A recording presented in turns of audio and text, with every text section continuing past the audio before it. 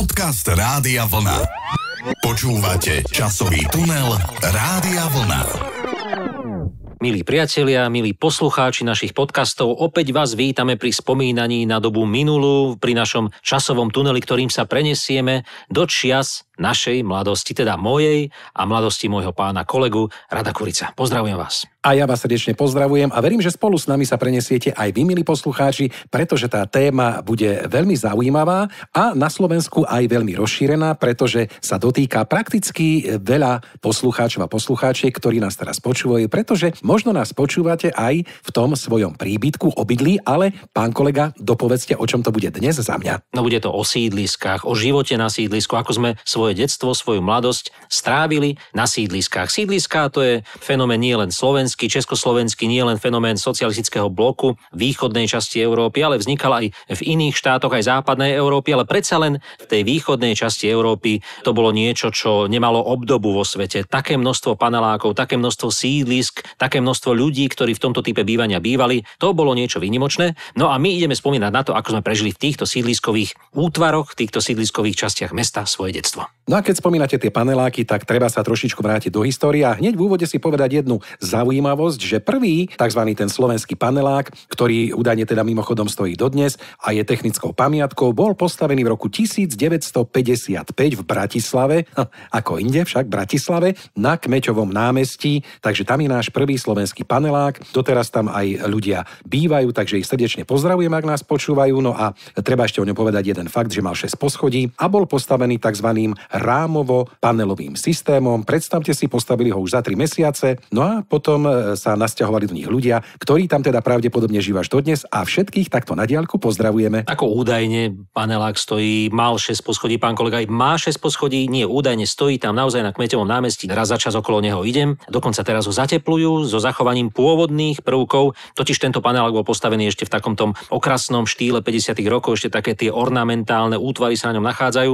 Potom to z panelákov zmizlo, ale pán kolega, aby som nás vrátil do našej témy. My sa dnes nebudeme baviť o panelákoch jednotlivých, ale o sídliskách ako útvaroch, ktoré ovplyvňovali náš život v tých 70. a 80. rokoch. Teda ja budem spomínať na svoj život na sídlisku, tak ako som sa na ňom nasťahoval v roku 1979 a odvtedy som na ňom vyrastal až do mojich takmer 18 rokov. Takže o tomto období dnes budeme hovoriť. A keď o tom ideme hovoriť, no tak treba povedať, že tie sídliska, ktoré sa stavali v 80. rokoch, už boli trošku iné ako tie z rokov 60. Z rokov 60. vznikli naozaj kultové sídliska, ako napríklad Februárka v Bratislave alebo Chrenová v Nitre. To boli sídliska, ktoré vyhrávali architektonické súťaže, boli presvetlené, mali veľa zelene, kultúrnych diel, boli dokončené pri odovzdávaní, mali infraštruktúru vybudovanú a tak ďalej. Zatiaľ čo tie 80. roky, tam už to vyzeralo trošku inak. My keď sme sa nasťahovali na naše nedokončené sídlisko Bukovinka vo Zvolene v roku 1979, tak naozaj to asi bolo v momente, kedy odišli stavbári a nechali nám naše sídlisko. Bývajte si v ňom, robte si čo chcete. No, aby som to zhrnul, všade bolo blato a stavebný odpad. To bolo symbolom tohto celého. Žiadne chodníky, cesty boli čerstvo vyasfaltované, ale ešte bez obrubníkov, ak bol asfalt vôbec.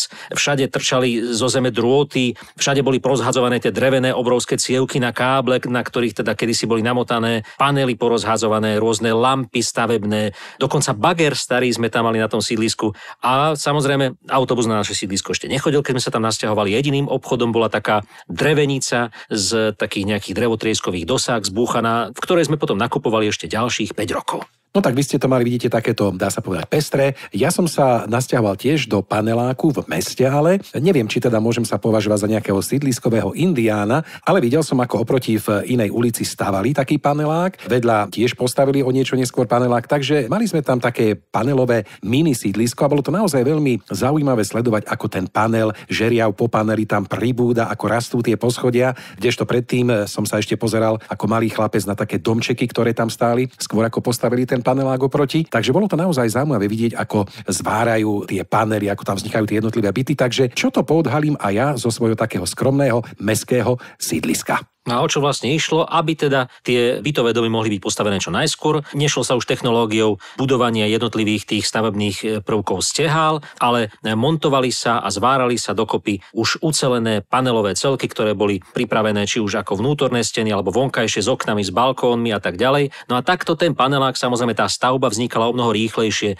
ako keď ju bolo treba stavať z jednotlivých tehál. Samozrejme na sídliskách existovali aj paneláky, ktoré sa dnes nazývajú panelákmi, ale neboli to paneláky, boli to vyzerajúce paneláky, ale stavané formou odlievaného betónu. Ale o tých samozrejme nemusíme dnes hovoriť veľmi podrobne. Takže, pán kolega, boli rôzne problémy s panelákmi a jedným z problémov bolo aj bytové jadro, o ktorom naspieval svoju pieseň Richard Miller. Bolo to také voľné pokračovanie piesne Po schodoch. Spýta sa raz združeného inkasanta Cikta, či nevie, čo si o riešení tých jadrových konfliktov. Na túto otázku nám odpovedať nemusím. Ja tiež tak ako iní odsudzujem tie jadrové pokusy.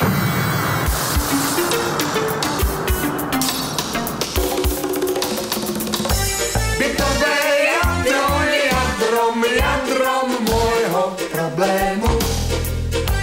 V jadrovom veku je jadro môjho problému. Bytové jadro je jadro môjho problému. V jadrovom veku je jadro môjho problému. Výťah opäť nechodí.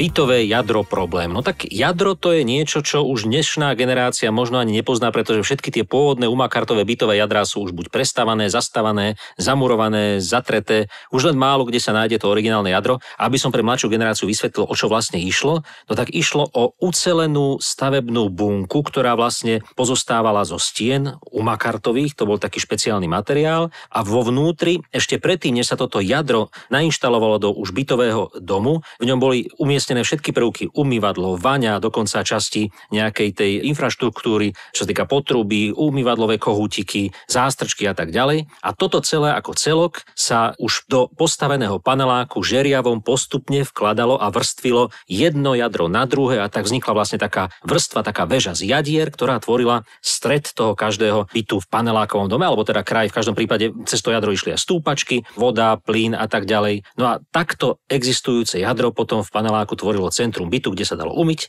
kde sa dalo ísť na toaletu a zároveň bolo aj všetko počuť. Áno, presne tak. Ja to môžem potvrdiť, pretože my ešte máme u mami taký neprerobený bytík, čiže máme tam ten asi umakart, to jadro v kúpeľni, takže si to živo tak teraz predstavujem, keď ste to tak pomenovali. No a treba povedať, že naozaj, keď sa tie byty odovzdávali do bývania tým rodinám, častokrát boli tam mnohé chyby, na ktoré sa prichádzalo, napríklad netesnili okná, áno, alebo napríklad nefungoval výťah. Samozrejme, že okná boli drevené, to nie ako teraz. Všetci máme plastové okná, kde sú dobre zateplené tie byty. Nefúka. My ešte v jednej izbe máme takéto historické drevené okná, chystám sa ich vymeniť, ale ešte tak trošičku otáľam, ale už pravdepodobne tento rok sa do toho pustím, pretože v zime je tam zima a nedobre sa tam spí. No ja si pamätám, pán kolega, my keď sme sa nasťahovali na to sídlisko a opäť ide o moje spomienky, možno, že na iných sídliskách to bolo v tých 80. rokoch inak, ale v každom prípade už keď sme prišli do toho bytu, vedeli sme, že bude s tým veľa roboty, pretože už to spomínané jadro malo také otáčacie trojuholníkové umývadlo, ktoré mohlo byť umiestnené buď nad vaňou, alebo keď ste sa chceli kúpať, aby ste sa do tej vane zmestili, tak ste si ho mali tak vytočiť smerom do priestoru. To bolo hrdzavé už v čase, kedy sme to vlastne dostali, čiže to umývadlo sa nikdy neotáčalo. Aj ďalšie veci na tých panelákoch, pamätám si, ako prvý obrázok, keď sme vstupovali do toho bytu, tak to miesto, kde mali byť umiestnené zvončeky a ten vrátnik elektronický, tak tam boli len veľké diery aj po zvončekoch, aj po tom vrátnikovi. Či to tam niekto nenainštaloval, alebo to medzi tým, ako stihli ten panelák obsadiť, nájomníci niekto ukradol, neviem. Vy ste spomínali netesniace okná, to bola veľká chyba, ktorú reklamoval zaznamenávali mnohí ľudia, ktorí dostali v paneláku byt. Takisto netesniace špáry medzi panelmi, ktoré boli spôsobené nedokonalým odlievaním panelov, boli rôzne odštrbené rohy a tak ďalej a potom vznikali netesnosti. Chýbajúce schody dokonca, to bola vec, ktorá ma veľmi bavila na našom paneláku, že z jednej strany bol vchod, ktorý mal schody a z druhej strany bol vchod, ktorý schody z nejakého dôvodu nemal. Či ich tam nedali na schvál, alebo skrátka ich zabudli dať, alebo došli schody, neviem, neboli tam. Dlho odtedy, čo sme sa tam nasťahovali, tam tie schody neboli. Samozrejme nefunkčné práčovne, nefunkčné spoločné priestory, vchody sa nedali zamknúť, nezmyselné umiestnené predmety. Ja si pamätám z jednej reportáže, že presne ten ohrievač, ktorý bol v kúpeľni, bol umiestnený nad dverami, takže tá šnúrka, ktorou sa ten ohrievač zapínal, trčala presne v strede dverí, keď ste do toho jadra do tej kúpeľne vchádzali. A rôzne takéto záležitosti. Čiže keď ste sa do takéhoto bytu nasťahovali, bolo treba začať s rekonštrukciou a prerábaním. O tom koniec koncov svedčia aj mnohé televízne reportáže, ktoré z tejto doby máme a ktoré vlastne navádzajú ľudí a pomáhajú im s tým, ako si majú ten svoj nový pridelený byt prerobiť. No ale zasa by sme neboli príliš negatívni, určite sa niektorým obyvateľom pošťastilo, že mali bezzávadové domy alebo teda byty, do ktorých sa nasťahovali a potom si ich mohli krásne zariadiť. Ale ako ste už spomínali teraz, o tom môžeme hovoriť, no neviem si predstaviť vtedy, keby ste nejak tak veľmi rozširovali, že ste dostali nové byty a by ste sa sťažovali, možno by vám ten byt aj zobrali. No to ste boli samozrejme radi, keď ste takýto byt dostali, pretože na byty sa čakalo v poradovníkoch niekedy aj množstvo rokov, alebo napríklad ja si pamätám spomínanie môjho kolegu, ktorému zbúrali dom v Petržalke. Bol to veľký rodinný dom, v ktorom žili vlastne 2 generácie rodiny a pridelili im 1 2,5 izbový byt v Petržalke. Celým týmto 2 rodinám, ktoré v tomto dome žili, pretože kus za kus skrátka. No, nakoniec si teda po známosti vybavili, že dostali tie byty 2 nakoniec v Petržalke a boli radi, že ich samozrejme majú hoc nedostávané, hoc nedokonalé. No skrátka to mesto plné panelov prinášalo zo sebou isté negatíva, isté rizika a v tej dobe to cítila aj skupina Olympik, keď vydala svoju platňu Prázdniny na zemi, no tak hovorila o meste, o tom nevľúdnom prostredí, pomerne takej dramatickej piesni Nechoď dál.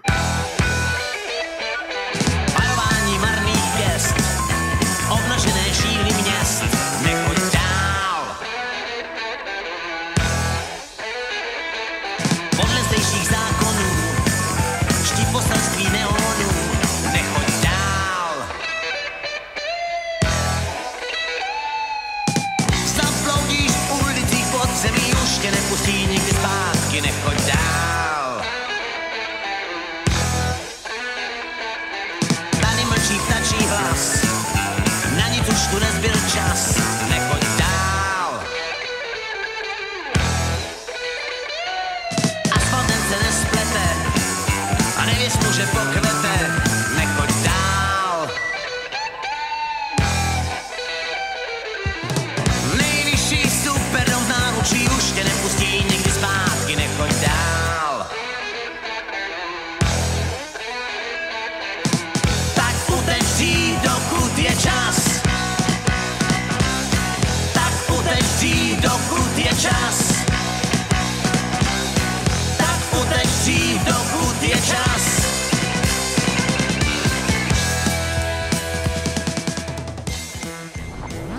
Časový tunel Rádia Vlna. Zabudnime, pán kolega, milí poslucháči, teraz na nedostatky, na všetky tie negatívne emócie, ktoré možno boli aj v tej predchádzajúcej piesni. Spomeňme si na naše detstvo, ako sme sa na tom sídlisku hrali, ako sme trávali voľný čas, ako sme sa zabávali. Predsa len to je to, čo tie spomienky robí peknými. A ja si teda spomínam, keď sme vyšli do tých prázdnych ulic sídliskových, kde naozaj boli odparkované autá, ktoré sa dali spočítať na prstoch jednej ruky, no tak tie cesty boli počas dňa prázdne, nechodili po nich tie autá, stáli zaparkované, ľudia boli v práci, vracali sa MHD domov. No a my sme mohli tie cesty prázdne využívať na to, aby sme sa na nich samozrejme bicyklovali. Tí, ktorí mali bicykle, ja som mal kolobežku, takú NDR, veľmi peknú, so sedadlom, posed štýlu Harley Davidson, bol som veľkým frajerom na miestnych uliciach na sídlisku Bukovinka. No a potom podomácky vyrobené káry. Neviem, či si na to spomínate, pán kolega, bola to taká doska, na ktorej boli prirobené 2 priečné dosky, na nich boli z bokov nasunuté guličkové ložiská, ktoré slúžili čoby kolesa a s veľkým hrkotom sa takéto káry šoférujúc tú prednú ohybnú dosku so špagátom hrnuli z toho kopca a urobilo to neskutočný hrkot, buchot, ale všetci sme vedeli, že sú práve preteky minikár a všetci si dávali na tej ceste pozor. Áno, pamätám si to, no tak museli ste mať, aby tá kára mala nejaký svoj zmysel, nejaký ten kopček, ako ste vraveli. Vy ste bývali na sídlisku, kde takýto kopček bol a poriadny, čiže keď ste sa spustili od hora, tak ste sa zastavili až niekde o 2 kilometre nižšie. Áno, v Môťovej. Áno, v Môťovej. No a treba spomenúť, tak ako možno aj teraz ešte to býva, že nechýbalo samozrejme pieskovisko, nechýbali rôzne preliesky, prašiaky. Spomínam si na takú hru, čo sme hrali, sa to volalo nejak nohy, alebo ako sme chytali nohy a hádali, koho sú to nohy. Mali sme oči zaviazané nejakou páskou, alebo slepá baba napríklad sa hrala. Takisto neviem, či si pamätáte, že sme hrávali gumu, áno, tak sme naťahovali tú gumu a skackali na tom, alebo sme si nakreslili na betón, na ten chodník také tie číslaka 1, 2, 3, 4, 5, 6, 7, 8 a na tom sme skákali, tú skalku si tam dávali, určite to mnohí poslucháči zažili. No a takto sme sa hrávali. Samozrejme, výhodou takýchto sídliskových ihrisk bolo to, že rodičia nás mali priamo pod kontrolou, pretože všetko sa sledovalo z okna, kričalo sa, keď bol obed domov, poď už domov, učiť sa, tak ďalej. Každý sme všetko o sebe vedeli, takže mali sme aj takéto živé bezpečnostné systémy. No neviem, pán kolega, vy ste mali ihrisko, to my na našom sídlisku Bukovinka sme ihrisko veru nemali. Nestihli nám ho postaviť. Ihriskom bola ulica, ihriskom bolo to, čo nechali stavbári, ako som už spomínal, ten bager hydraulický, pamätám si taký bager, už bolo rozobratý, hrali sme sa na ňom strašne dlho, keď nám ho potom niekedy odviezli. No neviem, či by som môjmu dieťaťu dovolil sa dnes hrať na bagri, z ktorého trčia rôzne trúbky, káble, ja neviem, hydraulické valce a tak ďalej. Pamätám si dokonca veľmi zaujímavým miestom na hru bol podchod pod cestou, ktorý teda tvorila kanalizačná šachta, v ktorej bolo umiestnené teplovodné potrubie. No a zistili sme, že tá šachta nie je uzamknutá, tak sme chodievali popod cestu do školy. Bolo to samozrejme atraktívnejšie, zaujímavé, boli sme vždycky strašne špinaví, keď sme z toho vyliezli, ale povedali sme, že je to bezpečnejšie ako prebiehať cez cestu. No nebolo samozrejme, pretože ten poklop ťažký sa mohol zavrieť a dodnes by nás v tej šachte neboli našli. Ale bolo to samozrejme dobrodružstvo. No a najväčšie dobrodružstvo nášho sídliska, opäť je to miesto, na ktoré naši rodičia ani zďaleka nemohli dovidieť, bol nemecký bunker, ktorý tam zostal ešte z druhej svetovej vojny, na kopci nad sídliskom, dodnes tam myslím je. No a tam sme strávili naozaj kopec času, kedy sme odišli na kopec. Naši rodičia vedeli akurát, ideme na kopec. A boli sme na tom kopci, v tom bunkri, hľadali sme tam skryté, neviem čo všetko, poklady, tanky, granáty, čo by tam mohlo byť, samozrejme nikdy sme nič nenašli, ale ten bunker to bolo miesto, ktoré naozaj bolo opradené legendami a vždy teda museli sme si ho vybojovať, pretože tam boli buď starší chlapci, alebo sme sa báli, že tam je niekto vnútri. Pomaličky sme do neho potme vchádzali a keď sme tam potom trávili čas, tak to boli nezabudnutelné chvíle nášho sídliska. Áno, keď spomínate ešte ten kopec, tak teraz mi napadlo, že my sme mali tiež medzi panelákmi taký jeden kopec. Neviem, či to teda tam nechali tí stavbári, keď teda dokončili výstavbu tých panelákov, ale pravdepodobne áno, lebo je to odvtedy, ako som tam začal chodiť. No a taký kopec z hliny tam bol vytvorený a ten slúžil v lete pre cyklistov ako taká bariéra, na ktorom sa dalo spúšťať a bicyklovať. No a v zime bol ešte sneh za našich mladých čias, tak tam sme sa sánkovali, spúšťali a všetci ľudia dobrej vôle sme tam trávili krásne zimné chvíle na snehu. Áno, my sme sa tiež sánkovali, až kým nám náš kopec nezabrali záhradkári. No a ako ste už spomínali to ihrisko, že ste mali, my sme samozrejme mali, ale iba ten jeden jediný prašiak našej časti sídliska. Áno, ešte jedno miesto bolo na sídliskách veľmi frekventované, to boli schody pred vchodmi. Tam sa sedávalo, keď sme boli malí, hrali sme sa pod schodmi, tam sme zaliezli pod ne a keď sme boli väčší, tak sme na nich sedávali, už čo by dospievajúci tínedžeri. No a trávili sme samozrejme tento voľný čas rôznymi rozhovormi, rôznymi debatami, či už s chlapcami, ale najmä s dievčatami. A vždy nás posielali tie mami z tých okien alebo tie tety, čo tam bývali, choďte sa hrať pred vlastný vchod, nesete nám to na našom vchode. No a keď sa teda na tom prašiaku sme sa hrali, tak tam som dokonca sa prvýkrát zamiloval, pán kolega, do jednej mojej spolužiačky, ako sme sa hrali tie nohy, ako ste už spomínali na tom prašiaku.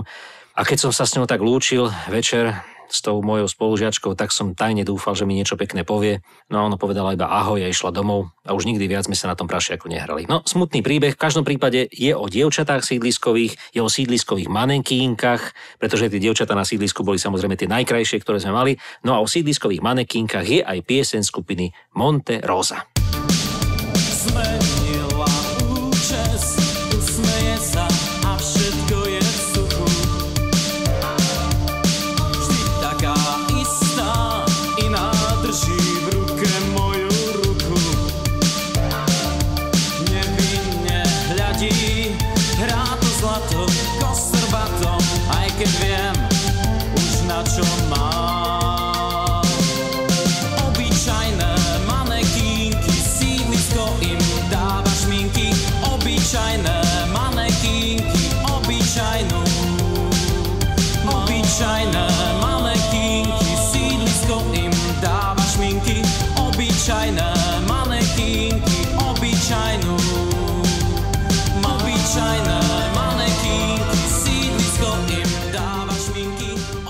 Ako som už býval, spomínal pán kolega, keď sme sa nasťahovali na naše sídlisko Bukovinka vo Zvolene, nebolo tam nič, žiadna infraštruktúra, žiadne služby, žiadne obchody, jeden jediný obchod, bola to taká drevenica, drevená búda, neviem z čoho bola stlčená, skrátka také nejaké prefabrikované dosky, no ale bolo tam dostať to, čo bolo treba. Chlieb, pečivo, cukríky a tak ďalej. Dokonca si pamätám, že raz dostali aj bompary, to sme potom utekali ako blázniví z toho kopca, skoro sme si nohy polámali a vystáli sme si ten dlhý rad, kedy prideľovali iba jeden balíček každému človeku. No ale tento obchod sme využívali dlhé roky, až kým potom nám postavili novú samoobsluhu. Bola to veľká sláva, keď na sídlisku otvorili novú samoobsluhu, ktorá bola navyše bližšie k môjmu paneláku, do ktorej sa potom s veľkou hrdosťou chodilo nakupovať 3 mlieka a pol chleba. Tak to bolo celé vybavenie našeho sídliska. Myslím si, že žiadne iné predajne na ňom neboli. Dokonca aj zdravotné stredisko a ďalšie takéto veci boli až na susednom sídlisku Sekier. No tak vidíte, pomaličky to všetko samozrejme rástlo, prichádzalo. Ja si na tieto obchody a vybavenosť nejako nemôžem sťažovať, keďže tie moje paneláky sídlili v meste, takže sme to mali všade naskok, či do školy, či k doktorovi, alebo aj teda do tých obchodov. Pamätám si, že teda v súvislosti aj so stavbou toho paneláku oproti tomu môjmu sa postavila taká nová obchodná prevádzka. Hore bola reštaurácia, dole boli potraviny, takže sme tam radi chodievali, radi sme počúvali, keď boli cez víkend zábavy, hrala tam hudba, bolo to také zaujímavé, bolo to všetko také nové, takže užili sme si naozaj tej občianskej vybavenosti my veľmi dobre. No už určite každý z poslucháčov a z poslucháčiek si spomína na to svoje sídlisko rôzne, tak si teraz tak, milí poslucháči, zaspomínajte, čo vám fungovalo, nefungovalo, ako ste vtedy šomrali, že to nie je, áno, a možno aj teraz šomrete, no ale tak šomranie už patrí k našej slovenskej mentalite. No čo sme mali a čo sme nemali, ako to fungovalo, ako to nefungovalo. Napríklad, keď nefungoval telefón, to bol problém, pán kolega, pretože na takom sídlisku, ktoré postavili, bol obmedzený počet liniek, ktoré doňho z centra mesta, čiže z telefónnej ústredne smerovali. Bol to presný počet káblov, presný počet tých drôtikov, ktoré išli v tom jednom kábli vedenom väčšinou teda ešte na stĺpoch drevených do toho sídliska a koľko bolo tých káblikov, toľko mohlo byť na sídlisku telefónov, ani o jeden viac. A tak bolo samozrejme veľmi lukratívne mať pridelený vo svojom byte telefón. Ja si pamätám, na našom 5-poschodovom vchode panelákom sme mali telefón iba traja a tým pádom tí, ktorí mali telefón, museli tento telefón zdieľať nielen so svojimi susedmi, pretože hoci kedy sa nám stalo, že volal niekto, ktorý chcel k telefónu pani Ďurčíkovú, ktorá bývala o 3 poschodia nad nami, alebo naopak nás prišli zavolať, že máte u nás telefón, pretože sa nedovolali k nám a nedovolali sa pretože my sme mali spoločnú a zdieľanú telefónnu linku práve s tým obchodom, s tou drevenicou, o ktorej som už hovoril, a tak sa často stalo, že nám zazvonil telefón a pýtali sa, či už ten tovar môžu vyložiť alebo či ho majú ešte nechať vonku. A ja ako dieťa som niekedy možno že aj povedal, aby ho vyložili, Boh vie, kde ten tovar skončil. Skrátka, takto sme zdieľali aj telefónne linky, ale boli sme radi, že aspoň tú zdieľanú linku doma máme. A rovnako som bol rád, že sme mali aj to zdravotné stredisko, ktoré síce bolo opäť takou drevostavbou, takou smutnou, ponurou stavbou. Pamätám si, taká dlhá chodba, ktorou bolo treba ísť a na ktorej sa bolo treba vyzliecť do naha ako dieťa, pretože v tých ambulanciách tá pani doktorka prijímala zásadne len deti vyzlečené do naha. A keď bolo vonku -20 vo Zvolene a v tej chodbe bolo asi -5, tak rovnako sme sa vyzliekali do naha. Vtedy bolo naozaj clivo a smutno a bolo to také trošku smutné, nepríjemné obdobie, na ktoré si spomínam z toho detstva, a smutná a možno taká nepríjemná pieseň teraz zaznie. Je to pieseň od Karla Kryla Číslo na zápiestí, ktorá popisuje možno tú tienistejšiu stránku života v tom čase normalizácie 70. a 80. rokoch v našom štáte. Číslo na zápiestí. Nebylo dotyků, jen ústa, která křičí. Lahvičku od injekce někdo odhodil. Lehátko z plastiku a ocelových tyčí. A vůně desinfekce, tak ses narodil. Lehátko z plastiku a ocelových tyčí. A vůně desinfekce, tak ses narodil. Toť tvoje scéna páchne z kože lužen tříslo. Ač pítu jatky voní benzin motorů. Na místo jména dostal na zápěstí číslo. Na místo matky hudbu z reproduktorů. Na místo jména dostal na zápěstí číslo. Na místo matky hudbu z reproduktorů. Na lůžku úrazovky vymění ti plínky. Za hřiště z roztřískaných karoserií. Za štěstí z obrazovky televizní skříňky. Za volnost oplískaných periferií. Za štěstí z obrazovky televizní skříňky, za volnost oplískaných periferií. Ale vůně domova, šeť betonových bloků. Co láska, narkotika, manifestací, co hudba chrámová, zní melodie doků. Co štěstí, panoptika, manifestací, co hudba chrámová, zní melodie doků. Co láska, panoptika, manifestací. Toť domov tvůj, tvá vlast a tvoje štěstí, o čem si snil, už zítra nastane. Ty hrdý buď a číslo na zápěstí, budiš tvůj znak a tvoje pýcha, občané. Časový tunel Rádia Vlna. Hledomov tvůj, tvá vlast a tvoje štěstí. Áno, tak to boli naše sídliská, v ktorých sme žili, boli pre nás všetkým, pretože sme v nich vyrastali, nič iné sme my sídliskové deti nepoznali.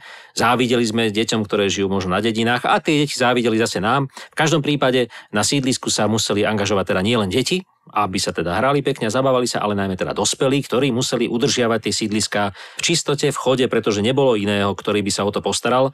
A tak samozrejme dospelí sa spájali, vytvárali rôzne samosprávy sídliskové. Na domových schôdzach sa riešilo to, čo sa s takým sídliskom a s takým panelákom bude robiť. Áno, to je pravda. Keď ste spomínali, že naozaj veľa ľudí prešlo z tých rodinných domov do týchto panelákov, no tak bol to častokrát hlavne pre tých starších ľudí šok, keď sa to tam všetko premiešalo, mladí, starší, menej hluční susedia, ja neviem, všetko možné sa našlo na tých poschodiach. No tak naozaj chcelo to istú dávku trpezlivosti a takej pokory, kým si teda tí ľudia na seba zvykli, a samozrejme takým kameňom úrazu boli najmä tie domové schôdze, ako ste už spomínali, kde sa teda prejednávalo, čo sa bude robiť, čo sa kúpi, čo sa opraví, na čo máme peniaze, ako sa bude dodržiavať poriadok. Pamätám si, že som častokrát tam chodil s mamou a naozaj niektoré tie susedia boli prísni, tých sme sa báli, ale na druhej strane sme tam museli ísť, keď sme chceli niečo schváliť, prehlasovať, áno, tak sme sa spojili s tými našimi susedami, ktorí boli za nejaký návrh, aby sme teda to dosiahli, takže bolo to naozaj veľmi zaujímavé. Dodnes sú tie schôdze ešte v kurze, ale samozrejme, keďže sú teraz aj veľa v tých bytoch pôvodných nájomníci, ťažko sa zvoláva tá schôdza, viem to sám z bytovky, v ktorej žijem, takže je to naozaj niekedy zaujímavé. No ale keď sme spomínali ešte to spolužitie týchto ľudí, tak treba spomenúť aj rôzne brigády, ktoré sa diali okolo týchto našich panelákov, pretože tí ľudia vtedy ako si tak súdržnejšie žili a chceli mať krajšie prostredie. Teraz sa to samozrejme všetko dalo na tie firmy, platíme to, nikomu sa nechce zametať ulica alebo odpratávať sneh. Takže spomente si, pán kolega, vy ste niekedy zametali okolo svojho paneláku, okolo svojich košov, napríklad smetných? Tak samozrejme boli to pracovné soboty, na ktorých sme sa museli zúčastňovať, či už ako deti školopovinné zo škôl, alebo potom aj ako obyvatelia sídliska. Upratovali sme okolie svojich škôl, školy základné, ktorú sme mali priamo na sídlisku. Upravovali sme okolie panelákov, čistili sme chodníky, zametali sme ich. Pamätám si dokonca, keď nám raz prišli asfaltovať chodník, tak sme upratovali ešte aj po tých stavbároch, ktorí teda ten chodník asfaltovali, pretože sme im boli natoľko vďační, že sme od nich ani nečakali, že by to dokončili teda sami. A samozrejme v rámci tých Z a v rámci tých brigád, ktoré sa robili, sa budovali rôzne hracie prvky pre deti, budovali sa potom pieskoviská, ktoré teda na sídliskách neboli, budovali sa rôzne hracie plochy, upravovali sa trávniky a tak ďalej. Čiže to všetko robili ľudia na tých sídliskách, ktorí tam bývali, pretože inak by tam nič takéto nebolo. No, musím spomenúť samozrejme aj to tradičné upratovanie schodiska. To bolo niečo, na čom sa spoznali charaktery vo vchode, pretože tam už každý sledoval na tých improvizovaných takých ručičkových hodinkách, ktoré boli na každom poschodí. Dnes upratuje rodina tá a tá. No a tak bolo treba v ten týždeň upratovať teda buď to svoje poschodie, alebo celý vchod od vrchu až dole. No a potom, keď došlo na ten týždeň, tak už každý pozeral, chodil po tých schodoch a kontroloval, no dnes upratoval Michalčík. No pozrieme sa, ako to zvládol. Čistejšie to bolo minulý týždeň, keď upratovala suseda z 3. poschodia. A tak sa hodnotilo, tak sa už vedeli, kto upratuje poriadne, kto si nedáva záležať, kto to len tak postiera mokrou handrou. A samozrejme, keď sa upratovalo, muselo sa upratovať aj pivnice, zábradlia a všetko, čo teda so schodiskami súviselo. A samozrejme tí, čo bývali na spodných poschodiach, museli to svoje poschodie upratovať častejšie, pretože tam bolo vždy viac špiny, pretože sa nanosilo teda cez to ich poschodie chodilo viac ľudí. Áno, a keď spomínate tú súdržnosť tých ľudí, oteckov, tak tí častokrát v zime, keďže bola zima, naozaj mrzlo, robili klziska medzi panelákmi. Ja si pamätám na také nejako teraz, že nejaké sú tam umelo teda chladené tie klziska, udržiava sa to. Vtedy bola zima, pekne sa to polialo vodou, hadice sa vyťahli zo spoločných priestorov z práčovní, polialo sa to a takto niektorí oteckovia krásne udržiavali v zime klziska, na ktoré sme sa chodili korčuľovať. No vidíte, bolo množstvo vecí, ktoré sa na sídliskách diali, ale na sídliskách sa niekedy aj nakrúcali veľmi dobré filmy a jeden z takýchto filmov nakrútil režisér Dušan Rapoš v druhej polovici 80. rokov. Volal sa Fontána pre Zuzanu, kto by ju nepoznal. Dokonca už som sa dozvedel, že jedna z tých scén, ten známy záber, ako sa tí žiaci základnej školy stretli na tom nádvorí, tak ten sa odohráva blízko môjho terajšieho bydliska, na dnes už strednej škole na Sibírskej ulici. Uprostred takého sídliska sa dejú veľmi zaujímavé veci, napríklad nad hlavou sa hojdá panel, alebo rôzne iné veci sa dejú. Skrátka, Robo Grigorov o tom vie svoje. Pieseň z Fontány pre Zuzanu, najrýchlejší z rýchlych. V lese drôtov choré stromy, domy zástup starých slonov. Popolavé krídla leta, máte s nimi skúšaš lietať. Zdá sa, že aj piesne stíchli.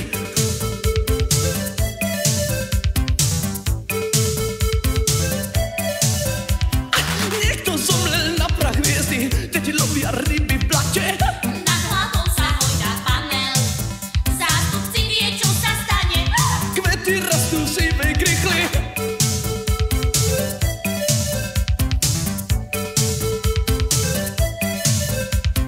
Do nádrže trocha šťavy, motor radí, tak to skúsme. Rýchle piesne, rýchle lásky, letný úsmev vraví, tu sme. Aj útekmi zostávame. Tu sme. Tu sme. Uprostred sídliska nikdy nič nezískaš, ak nie si rýchly. Uprostred sídliska nikdy nič nezískaš, ak nie si rýchly. Ten najrýchlejší z rýchlych.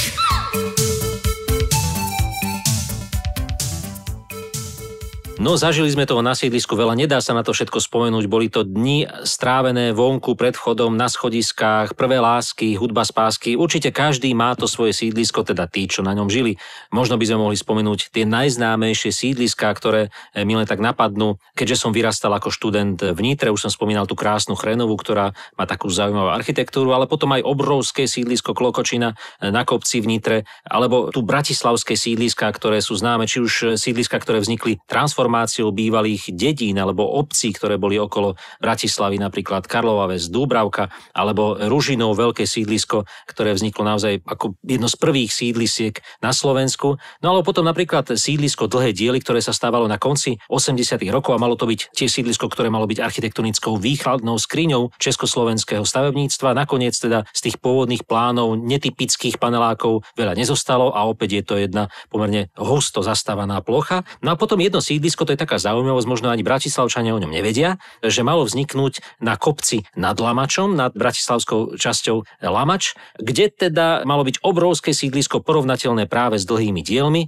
ale toto sídlisko, keďže sa malo stavať až v roku 1990, sa už nikdy nezrealizovalo a tá veľká štvorprúdová cesta, ktorá vedie cez Lamač smerom do kopca, tak tá mala práve viesť k tomuto obrovskému sídlisku. Dodnes sú na tej veľkej ploche iba záhrady. No a samozrejme nemôžeme nespomenúť aj to najväčšie sídlisko na Slovensku, bratislavskú Petržalku.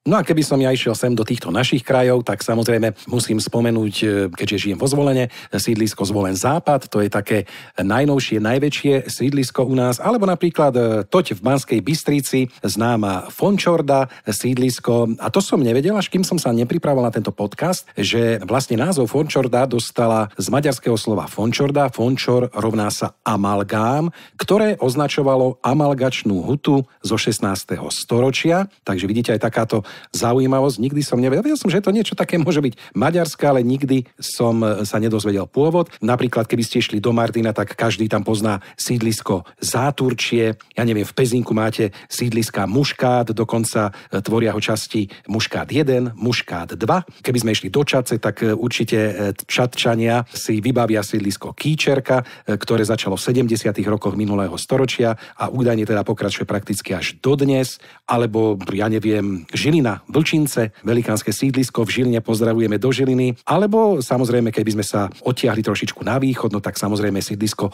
KVP, Košický vládny program, ktoré odštartovalo svoju výstavbu v 80. rokoch a tak ďalej. Čiže je toho požehnanie na Slovensku. Takže, milí poslucháči, nech ste už z akéhokoľvek mesta alebo kraja, tak si teraz tak predstavte to svoje sídlisko, trošku si tak v pamäti prejdite tú históriu, či sa zmenilo k lepšiemu, alebo stagnuje, alebo sa bude naopak vylepšovať, pretože naozaj tých sídlisk je tu požehnanie. Samozrejme, treba si spomenúť na tú históriu, to, čo zostalo z minulosti, možno nejaké umelecké diela, tie Košice, tie Luníky, sídlisko Terasa alebo rôzne iné časti Košic sú plné zaujímavých architektonických diel, umeleckých diel, sôch, dokonca grafík.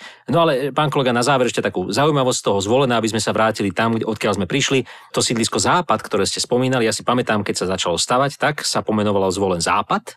No ale keďže to bolo v časoch socializmu a ľudia začali používať slovné spojenie ideme sa sťahovať na západ, zo Zvolena, z rôznych častí Zvolena, tak to sa súdruhom nepáčilo, pretože to príliš pripomínalo nejakú veľkú emigračnú vlnu. Keďže sa všetci zrazu chceli sťahovať na západ, tak toto sídlisko na chvíľu premenovali na Zvolen Tepličky. Keďže sa to ľuďom nepáčilo tento názov, tak potom k tomu pridali Zvolen Západ Tepličky. No a potom po revolúcii sa opäť zo západu Tepličiek stal Západ. Takže takto zmenilo svoj názov aj sídlisko vo Zvolene. Rôzne iné sídliska rovnako menili svoje názvy podľa toho, ako to v danej dobe vyhovovalo, ale čo nemenilo svoju podobu, to sú tí sídliskoví vlci, tie sídliskové postavičky, tí sídliskoví hrdinovia, ktorí či už z nášho detstva, ale možno aj v súčasnosti existujú a na sídliskách žijú. A asi najkrajšiu pieseň o nich naspievala skupina Elán a táto pieseň sa volá Sídliskový indián. Takže pozdravujeme všetkých sídliskových indiánov, my medzi nich tiež tak trošku patríme a touto piesňou sa chceme s vami rozlúčiť. Majte sa pekne a do počutia.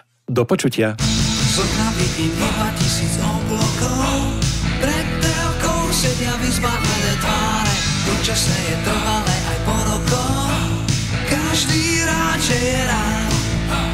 Viem, že o mne niekde v podlí nájomníci rozhodli, mám tak príliš veľa nezdravých si známych, podľa nich som vytržník.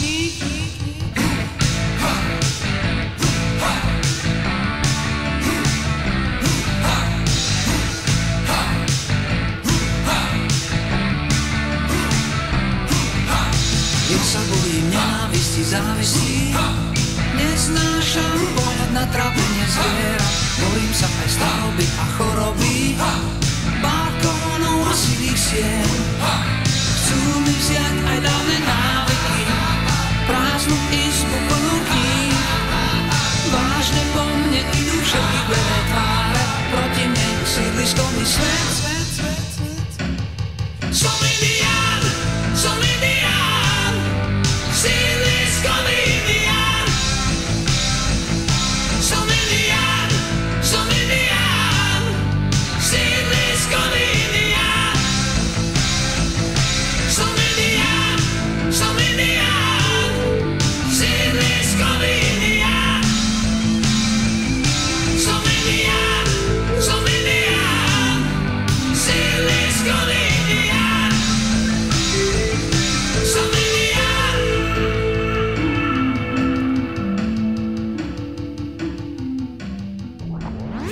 Časový tunel Rádia Vlna.